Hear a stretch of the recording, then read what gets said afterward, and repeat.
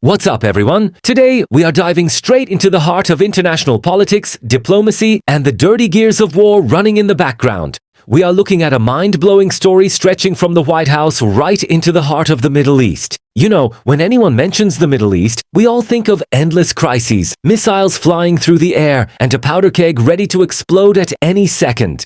Especially for the past 100-plus days, the region has been a living hell. Tensions between Israel and Iran were higher than ever, and everyone was glued to their screens wondering, is World War III breaking out? But last night, breaking news banners suddenly started rolling across global media. A historic peace deal has been secured between the US and Iran.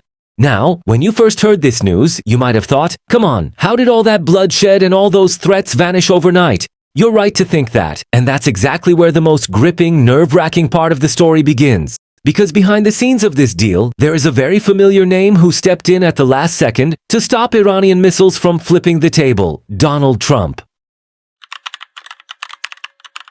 So, how did things get to this point? To understand the story, we need to go back a few days to that critical breaking point. The parties had come together through secret diplomatic channels in Switzerland and had largely shaken hands on nuclear disarmament and reopening the Strait of Hormuz. Just when everyone thought, this is it, peace is coming, a development on the ground blew everything out of the water. Israel struck Hezbollah targets in the Lebanese capital of Beirut with a massive airstrike. This move was the final straw for Iran. Urgent and severe statements immediately echoed from Tehran. The deal is off, we are hitting Israel with missiles. Intelligence reports showed hundreds of Iranian missiles being placed on launchers, ready to fire. The peace table was quite literally about to be blown to pieces. Right at that exact second, while phone lines were buzzing between Qatari and US diplomats, Trump himself stepped in. Direct communication was established with Iranian officials, and Trump put his famous unpredictable and tough leverage on the table. As Vice President J.D. Vance later confirmed, Trump told Iran in very clear terms, if those missiles are fired, you will lose everything, including your nuclear facilities. But if you hold your fire, you become a partner in a historic deal that will bring prosperity to the region. The result? Iran backed down, the missiles were taken off the launchers, and that seemingly impossible peace deal was saved. Now, naturally, this news turned things upside down in America and across the globe. And as you can guess, there is a full-blown war of blind praise versus blind hatred happening in American politics right now. On one side, you have the Trump supporters. According to them, Trump just gifted a historic peace to the world and the American people. They are in a headspace of, if it weren't for Trump, the Middle East would be destroyed, he is a genius.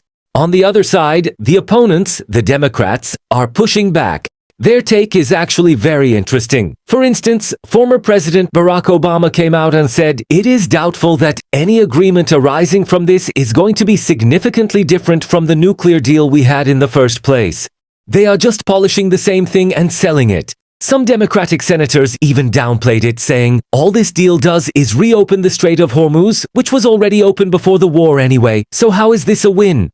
Now, let's put both of these biased perspectives aside and look at the facts rationally. Yes, just as the critics claim, certain aspects are currently just targets on paper. For example, what is the biggest promise of the deal? Iran will never possess a nuclear weapon. Is this a 100% proven, finalized process? No, we have a highly critical 60 days ahead of us. How Iran's highly enriched uranium stockpiles, buried deep underground beneath mountains, will be destroyed, and how those advanced centrifuges will be dismantled are still just design parameters for now. As Trump himself stated, only two countries in the world, the US and China, even have the equipment to get that uranium out. So the technical part is not yet a fully proven operational reality. Therefore, just as it is wrong to exaggerate and say, it's all over, paradise is coming to the Middle East tomorrow, it is equally absurd for critics to dismiss a move that stopped one of the biggest crises in history as an empty can or nothing simply because they hate Trump. Applauding something when it's done right and criticizing it rationally when it falls short shouldn't be this difficult. Do you know why this deal matters? Because it's not just about two countries laying down arms. This move reshapes all the nerve endings of the region. If the technical details are ironed out over the next 2 months, the next step is expanding the Abraham Accords.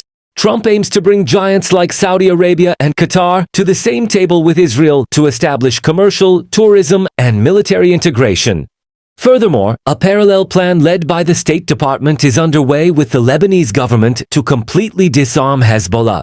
As the American public and global citizens, we have every right to question where global economies, energy prices, and billions of dollars in military budgets are going. The criticism of why is taxpayers' money going to endless wars in the Middle East is entirely justified. But it is exactly these kinds of diplomatic victories that allow those spent funds and military standoffs to translate into lower energy prices, job creation, and global security.